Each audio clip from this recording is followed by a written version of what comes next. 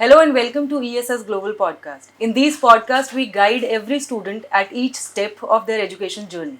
In our previous podcast, which was Unlock Australia, we have discussed various aspects like user list, the assessment levels, how to choose the right agent for yourself, and various other aspects. Today's topic is such that which is very misunderstood by the students, yet very important: the professional accreditations. And we have today Mr. Rohit Sethi with us, who is a veteran of immigration industry and a perfect advisor for the international students. So, sir, I would like to welcome you to the show. Thank you very much, Konika, once again. Nice to see you.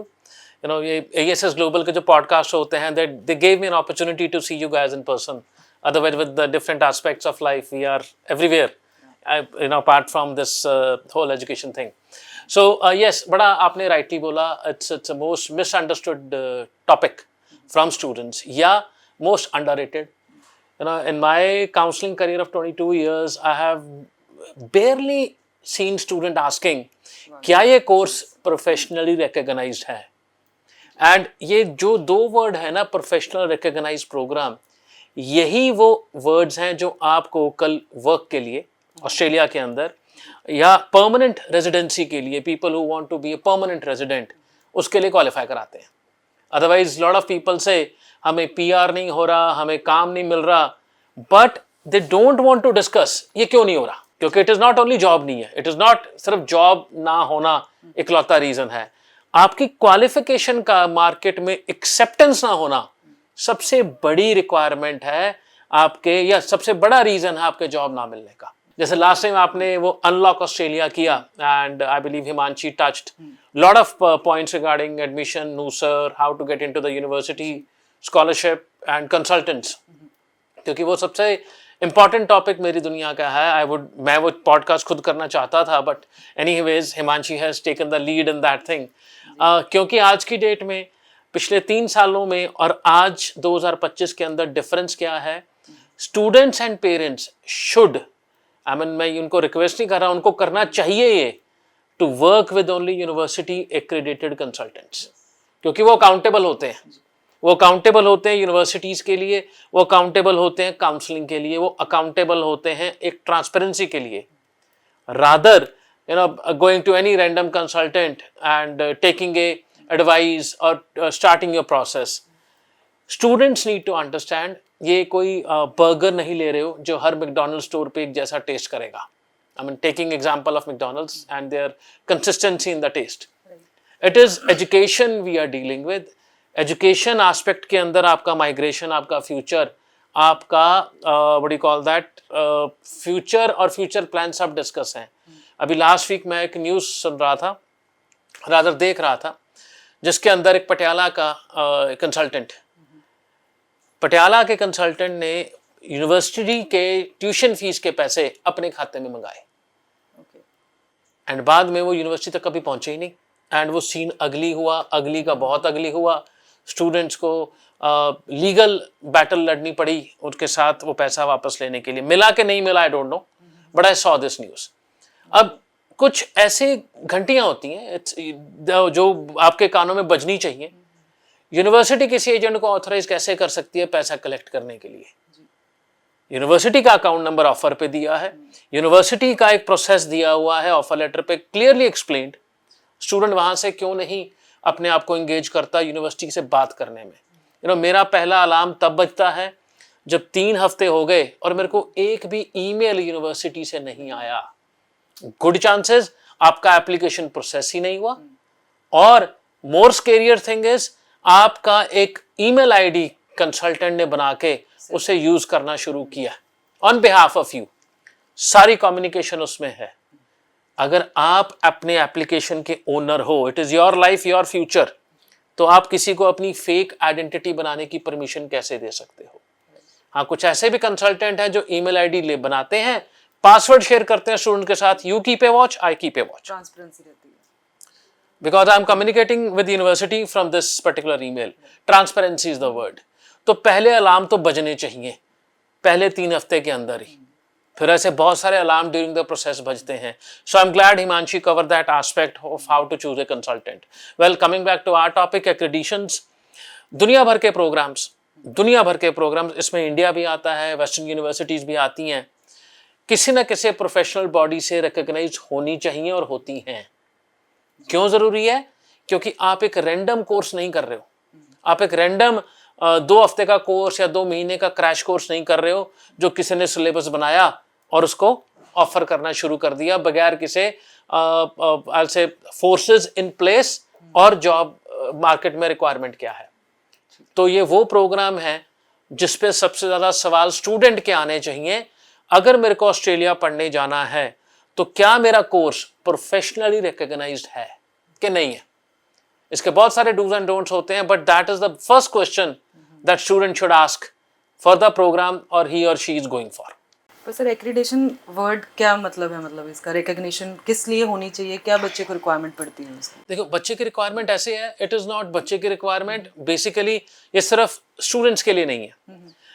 हर एक दुनिया भर की university एक ही चीज़ के लिए liable है या उनको लायबल होना चाहिए, बच्चे के फ्यूचर में कंट्रीब्यूट कैसे करना है थ्योरेटिकली, जो भी वो पढ़ने आ रहा है।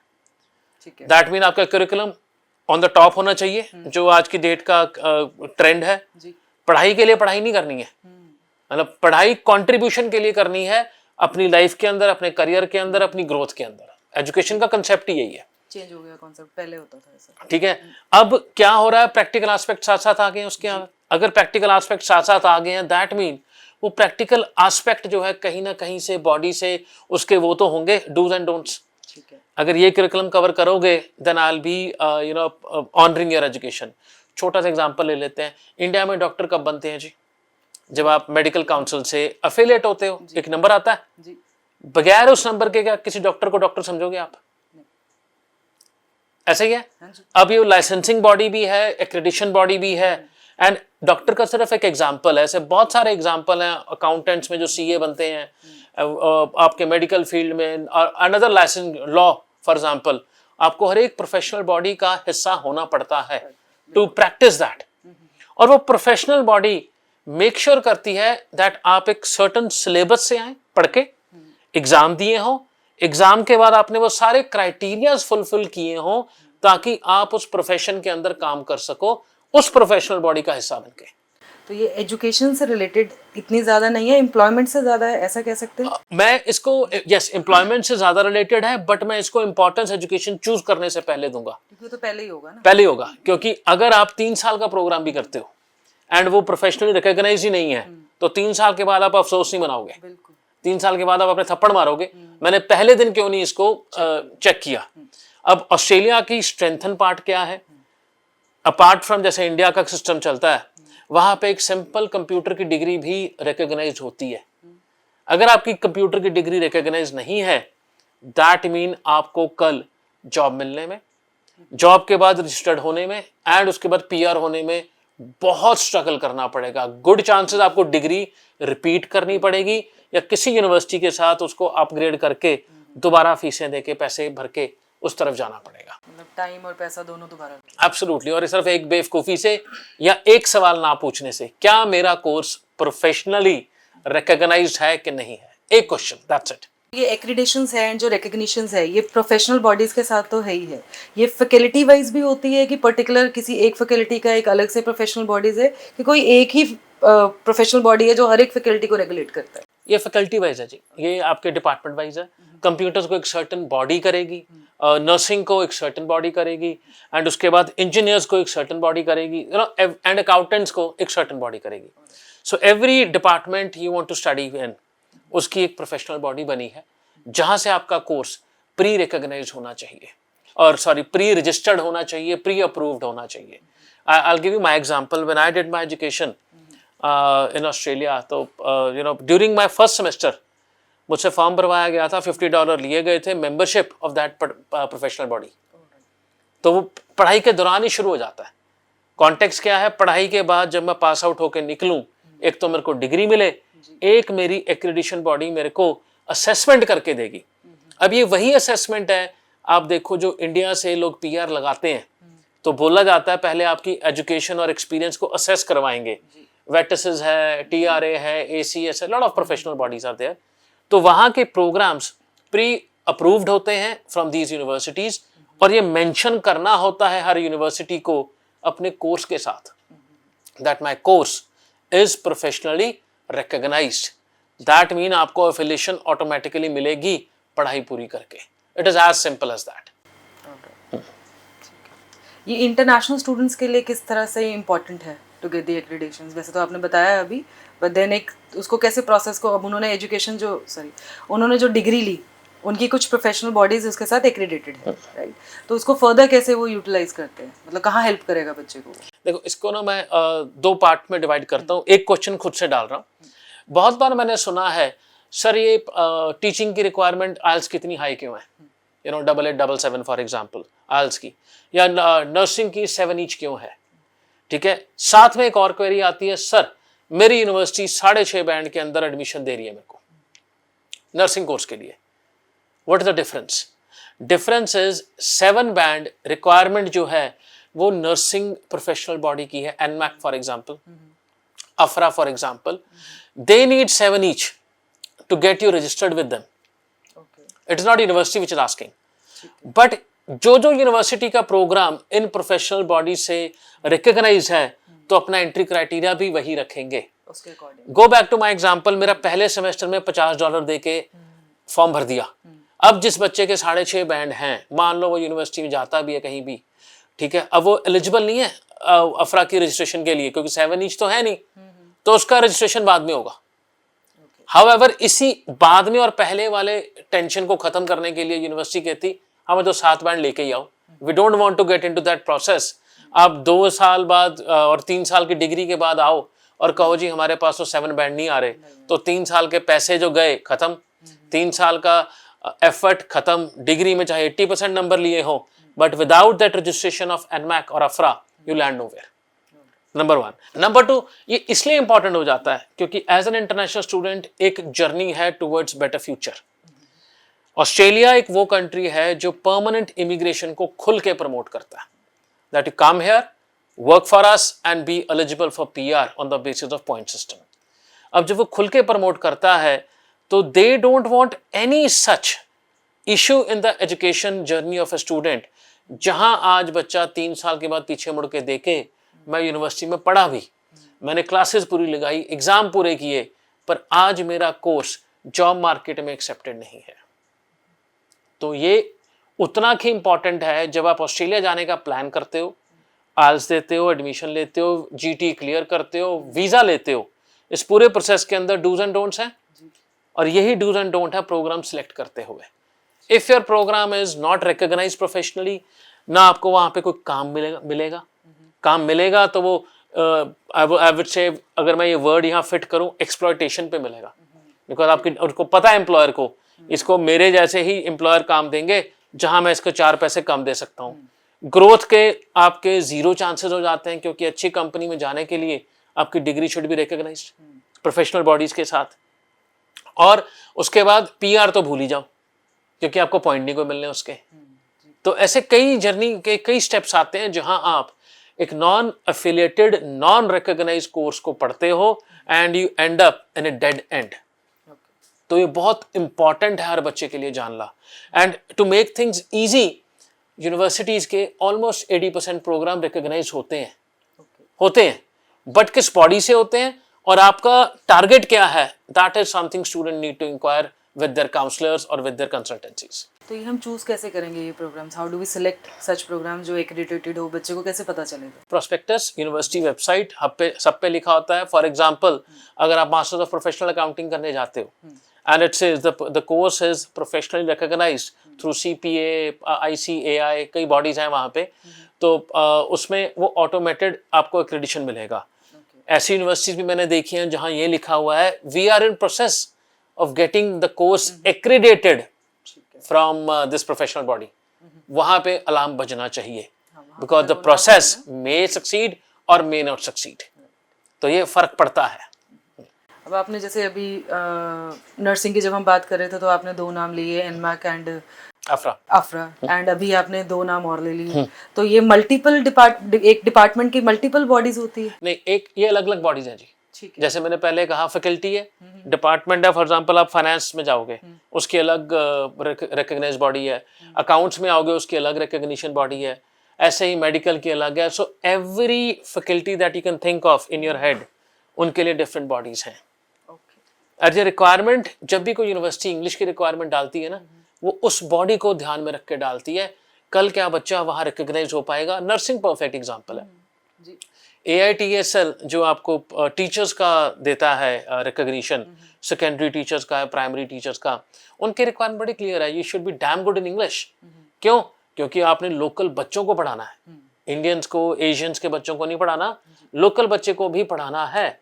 तो वहाँ पे आपके इंग्लिश का लेवल तो एक्चुअली में नेक्स्ट लेवल होना चाहिए, अपार्ट फ्रॉम अदर ऑक्यूपेशन जहाँ पे 6 ईच में भी आपको मिलता है. और अगर आप ध्यान से देखो ना, ऑस्ट्रेलिया का PR कैलकुलेटर आपको क्वालिफाई करता है 6 ईच के बाद.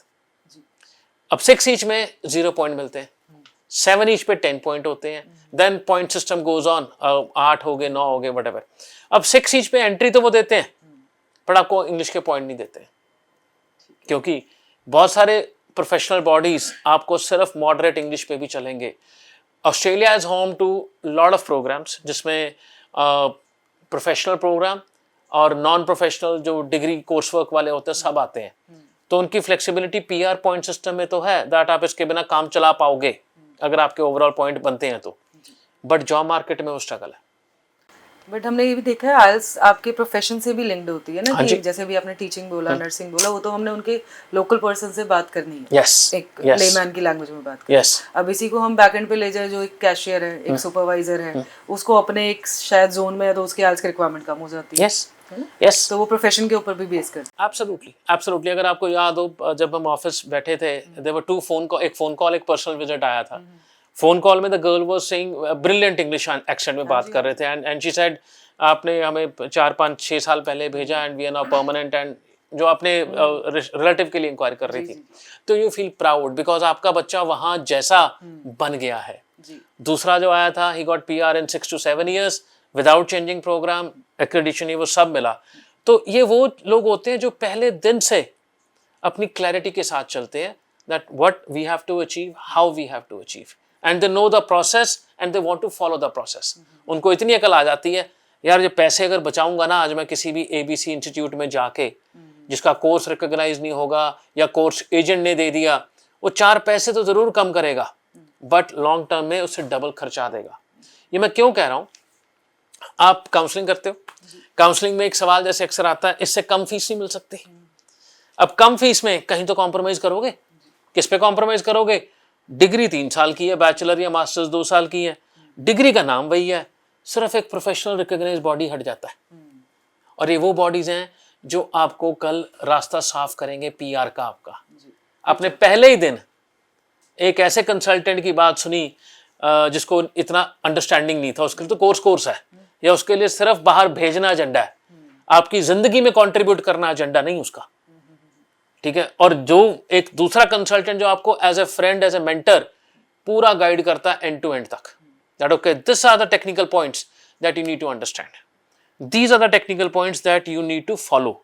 आप ब्रेक लेते हो, आप अपना सब्जेक्ट लोड कम करते हो, या समर स्कूल लेते हो, what are the advantages, what are the disadvantages. आज you need that kind of consultant for your journey of selecting overseas education. Not a consultant जो कहता है जी वीजा आ गया आपका भी लगवा दूंगा मैं. नो, वीजा सबका लग जाएगा, बट कैसे प्रोसेस में कामयाबी मिलेगी, that is what is required. हमने पिछले कई पॉडकास्ट में बात करी है प्लानिंग. Yes. वो प्लानिंग ही है at the end of the day, जो जैसे अभी आपने बताया और हमने सुना भी कि उसने 6 से 7 ईयर्स में PR ले ली. Yes. है ना. Now he is happily married, having a daughter. तो वो उसने एक प्लान किया, जो उनके फादर साहब ने बताया कि आप इन्हें उनको गाइड किया था कि you don't have to change the course. Absolutely. And he was sticking to that statement. Yes. उसने उसी के थ्रू ही, एंड ऐसा बहुत कम होता है ऑस्ट्रेलिया में कि विद इन 6 to 7 ईयर्स आपको PR मिल जाए. Absolutely. बहुत लंबी स्ट्रगल होती है लोगों के लिए, क्योंकि वो फॉलो नहीं करते.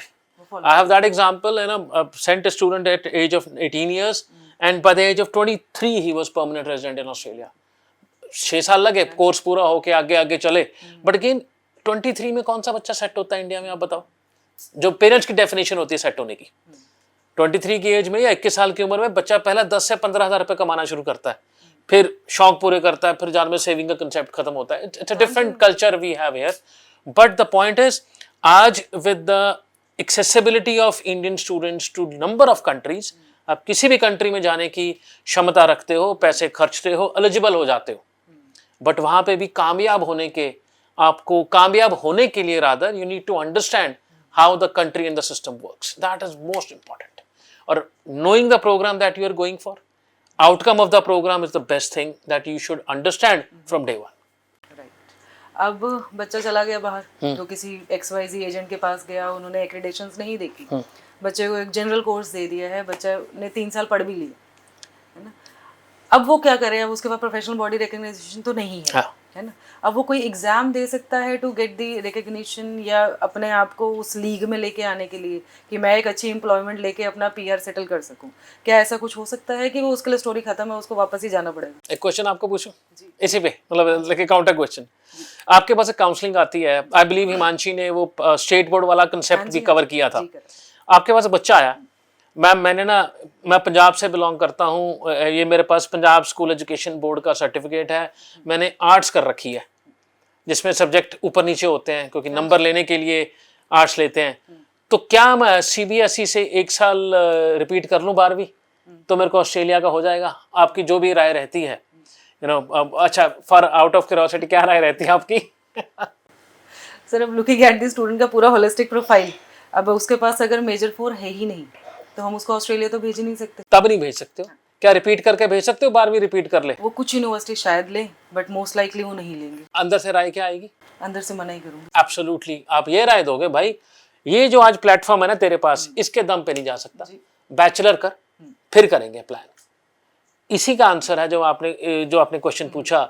अगर कोई ऐसा प्रोग्राम ले लिया जो रिकॉग्नाइज नहीं है, unfortunately you can't help it, you can't help it. अगर आप उसको कहीं हुक पे टांगोगे भी ना, वो सिर्फ टाइमली मैनर पे टंगेगा, जहां उसका पैसा खर्च होगा और वो फिर वहीं लटकेगा। He need to get him or her admission into a university recognised program again. वो बैचलर की है तो मास्टर्स करे, मास्टर्स कर चुका है तो स्पेशलाइज मास्टर करे। Unfortunately this is the only way, apart from other thing, मैं शादी की बात नहीं कर रहा हूँ, the only way the student can define his or her work profile in longer run and permanent residency application by starting an affiliated program। नहीं तो वो 2 साल बचा सकता था अपने, या 3 साल बचा सकता था, जो उसने एक क्वेश्चन ना पूछने से दोबारा रिपीट में गया। वो तो वही दोबारा से वही टाइम कंज्यूम एंड अमाउंट जो पैसा लगना है वो, और फ्रस्ट्रेशन अलग से होती है ना, क्योंकि दोबारा वही 25-30 हज़ार डॉलर खर्चने जो आप खर्च चुके हो। इट इज लाइक मैंने वो चीज़ ली थी, दुकान के बाहर निकलते ही चोरी होगी, मेरे को दोबारा लेना पड़ गया। It's a frustration that matters. अब जैसे ऑस्ट्रेलिया में हमारी प्रोफेशनल बॉडीज के बारे में हमने बात कर लिया, इंडिया में भी ऐसे रिकग्निशंस होती है, एक्रेडिटेशंस होती है? हाँ जी, इंडिया में बिल्कुल होती है जी। जैसे डॉक्टर का एग्जांपल लिया मैंने, लॉ का एग्जांपल लिया, 3-4 एग्जांपल आपको ले दी, ऐसे बहुत सारी होती हैं। You need to be a part of the professional bodies और फॉर लाइसेंसिंग पर्पस, और उनमें एलिजिबल होने के लिए, काम के लिए, रिकग्निशन के लिए। तो इंडिया में भी वो कल्चर है, बट इंडिया का एजुकेशन सिस्टम ना unorganise and organise, mix of deemed university, central university, state university and so on. तो इंडिया का एजुकेशन सिस्टम कॉम्प्लेक्स है, एंड इंडिया में इतनी अवेयरनेस है नहीं। मेरे लिए एक बैचलर डिग्री है, you know, from a student point of view. मैं BA BCom का सर्टिफिकेट A यूनिवर्सिटी से करूं या B से करूं, आई विल नॉट बॉदर। अच्छा, फर्क क्या पड़ता है? अनलेस एंड अनटिल आप DU या बहुत स्टीम्ड यूनिवर्सिटी से पढ़ने की चाह रखते हो, and you know what you are getting into, knowledge है आपके पास, that's a different concept. Otherwise normal qualification that goes. तो इंडिया में प्रोफेशनल रिकग्निशन या लाइसेंसिंग जो बॉडीज हैं, वो स्टूडेंट तभी लेता है अगर वहां उसे काम करना है। For example chartered accountancy, you cannot work as a CA without clearing the process of CA examination, internship and then final examination। तब आपको बॉडी वो आपको CA मेंबरशिप नंबर देती है, एंड जहाँ मेंबरशिप नंबर आ गए दैट इज मॉनिटर्ड। तो जैसे अभी आपने बताया कि इंडिया की भी रिकग्नाइज्ड बॉडीज है एंड ऑस्ट्रेलिया की भी है, तो दोनों का स्टेटस सेम ही रहता है कि कुछ फर्क आ जाता है?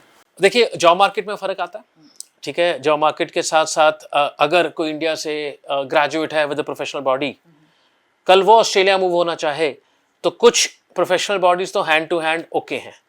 फॉर एग्जाम्पल जैसे CA वाला कहा, if you have done CPA you are recognised in X number of countries, right? तो आपको एग्जाम नहीं देना पड़ता। अदरवाइज अगर आप बाकी कहीं और से हैं, डिफरेंट प्रोफेशनल बॉडी है, हेल्थ फैकल्टी है, फार्मेसी तो खैर दूर दूर तक इक्वलेंसी नहीं आती, और कोई बॉडी है, तो वहाँ पे आपको एट पार आने के लिए एग्जामिनेशन या कुछ कोर्सेज करने पड़ते हैं, then you sit for examination, ताकि वहाँ का प्रोफेशनल बॉडी का जो डिफरेंस ऑफ सब्जेक्ट्स है वो हटा सको। यू नो इसमें एक जस्ट रिकॉल समथिंग, एक किसी स्टूडेंट ने पूछा एमकॉम करके मैं सीधा असेसमेंट क्यों नहीं करवा सकता from CPA Australia. I said possible नहीं है, क्योंकि सब्जेक्ट का जो डिफरेंस है ना आपका 6 सब्जेक्ट का है। अगर 12 में से आपके 8 सब्जेक्ट मिलते हों देन यू मे क्वालिफाई, 12 में से 6 मिलते हैं you don't qualify, there is no scope you can qualify. तो you have to pursue an education in Australia to get equivalency from और रिकॉग्निशन फ्रॉम सीपीए। तो इनका प्रोफेशनली आउटकम अलग अलग है, Indian university Indian professional bodies का और Australian professional bodies का। अब आपकी बात से मेरे को रिकॉल हो रहा है कि जैसे थापर यूनिवर्सिटी हमारे एरिया की रिकग्नाइज्ड यूनिवर्सिटी है, तो वो वॉशिंगटन एकॉर्ड की एक एक्रीडेशन है जिसके थ्रू यूएस में they can work, even Australia also, even Australia also. उसके बारे में कुछ? वॉशिंगटन अकॉर्ड बेसिकली सी वो कहते हैं ना पढ़े लिखे के लिए पूरी दुनिया खुली है, ये उसका परफेक्ट एग्जांपल है। वॉशिंगटन अकॉर्ड एक सिस्टम, एक बॉडी है जो कहती है अगर आप, उन्होंने यूनिवर्सिटी शॉर्टलिस्ट कर रखी है पूरे इंडिया की और पूरे वर्ल्ड की रादर, और उसमें एकेडमिक ईयर भी दे रखे हैं। अगर आपने अपनी इंजीनियरिंग एग्जांपल ले रहा हूँ, इंजीनियरिंग को इस 2023-24 इनटेक में किया तो आप वॉशिंगटन अकॉर्ड के अंदर ऑस्ट्रेलिया में 2 साल के वीजे के लिए क्वालिफाई करते हो, straight away work permit, you don't have to go through an agent rather, इतना वो है। अब थापर वालों को, आपने थापर का नाम लिया, इससे मैं उसका एग्जांपल दे रहा हूँ, उन ग्रेजुएट्स को पता है, तो वो कोई कंसल्टेंट के पास थोड़ा ना जाते हैं, उनके लिए तो पीयर हो गया, गाइडेंस फ्रॉम सीनियर हो गया, वही काफ़ी है। तो उनको ये पता है, and lot of students from that university goes to Australia and different part of the country, sorry different part of the world, उसका अवेल करने के लिए। और हम जब बार बार आज से नहीं कितने सालों से कहते हैं स्टेम स्टेम स्टेम, अब बहुत सारा बच्चा इंजीनियरिंग करता है पर उसकी वैल्यू नहीं समझता, कहाँ से करनी है और कहाँ से करके मेरे को कहाँ तक पहुँचा जा सकता है इन टर्म्स ऑफ एजुकेशन और जॉब्स, उसको खुद ही नहीं पता, क्योंकि उसके लिए मैंने सिविल कर ली, मैकेनिकल कर ली, ये कर लिया, सब बराबर है, बीटेक आ गई, 2 सवाल कंसल्टेंट पूछता है कितने बैकलॉग है, वो कहता है जी 8 हैं, हंस के बोल देता है जी 5 साल एक्सटेंशन है, तो उनके लिए वहीं ख़त्म हो जाती है चीज़ें। बट अगर हम सीरियसली पूरे एस्पेक्ट को देखें, if you're a BTech graduate या आपने किसी भी फील्ड में किया है, एंड पहले आपकी होनी चाहिए वॉशिंगटन अकॉर्ड वाला, अगर आप उसमें क्वालिफाई करते हैं। सेकंड, आपको याद होगा लास्ट ईयर जब इनका 2000 एप्लीकेंट्स का आया था ऑस्ट्रेलिया का लॉटरी वाला सिस्टम, जिसमें उन्होंने इंजीनियरिंग को बीच में डाला था, एग्रीकल्चर बीच में था, 6 ऑक्यूपेशन जो थे। तो आज पढ़े लिखों की वो वैल्यू है जो दुनिया भर में एक समान है। Only thing you have to recognise from yourself, do I qualify or how do I qualify rather. अगर मेरे आज प्रोफाइल में कमी है तो मैं क्या करूं ताकि दुनिया के बराबर आ सकूं। तो that is the importance of professional bodies आज की डेट में। अब मैं गोइंग बैक टू ऑस्ट्रेलिया, वहाँ पे ग्रुप ऑफ 8 यूनिवर्सिटीज़ होती है, तो ये एक्रीडेशंस लिमिटेड यूनिवर्सिटी वाइज ही रहती है? जैसे for example group of 8 universities है तो सबसे ज़्यादा एक्रीडेशंस वहाँ पर होगी, ऐसा कुछ नहीं? curriculum your curriculum has to be endorsed by that professional body, तो स्टैंडर्डाइजेशन रहता है। अगर मेरे को कोई भी ऑक्यूपेशन आप उठा लो, आईटी फॉर एग्जांपल, अगर मेरी degree ACS Australian computer society से रिकॉग्नाइज्ड है तो मैं एक्स यूनिवर्सिटी में पढ़ा हूँ या वाई में पढ़ा हूँ, कोई फर्क नहीं पड़ेगा, क्योंकि करिकुलम मेरा पूरा कवर हुआ है। टाइम टेबल सब्जेक्ट ऊपर नीचे हो सकते हैं with the semester, but overall curriculum is same. Intention of delivering the programme is in accordance with the job market requirement. अब आप ऐसे करो ना कि जब मैंने शुरू किया तो कंप्यूटर पढ़ना डॉस आता रहता, तो प्रिंटर डॉट मैट्रिक्स होते थे, आज सब रेवोल्यूशनाइज हो चुका है। तो आज कोई ऐसा कोर्स जो मेरे को डॉट पढ़ाते होंगे आज भी, बट उस तरीके से पढ़ाएं, वो तो आउट ऑफ मार्केट ही हो गया ना। जो चीज़ जा चुकी है उस पर क्यों अपना दिमाग और अपना टाइम और पैसा लगाओगे, कुछ सेंस नहीं बनता। तो प्रोफेशनल बॉडीज आपका वो ब्रिज है जो जॉब मार्केट में और यूनिवर्सिटी एक्रेडिशन में आपके साथ खड़ा है।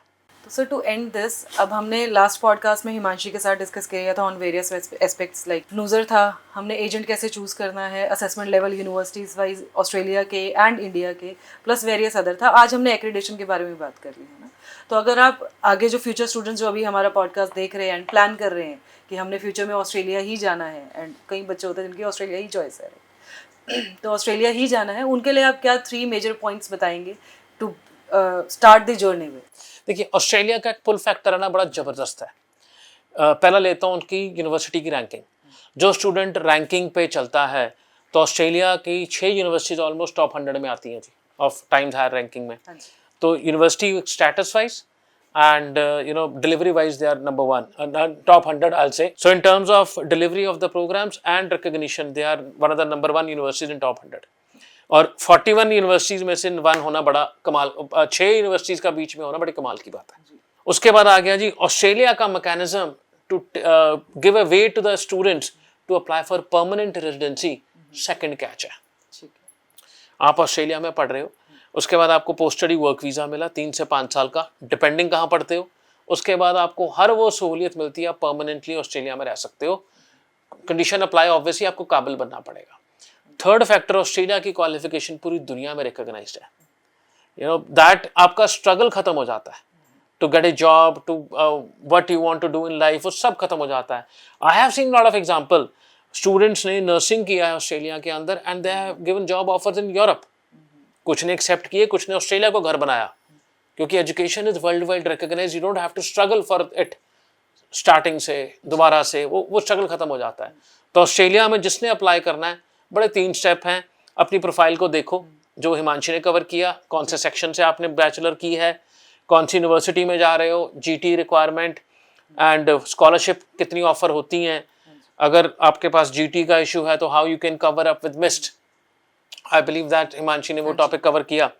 देन क्या कोर्स आपको जो दिया जा रहा है वो प्रोफेशनली रिकॉग्नाइज्ड है कि नहीं है।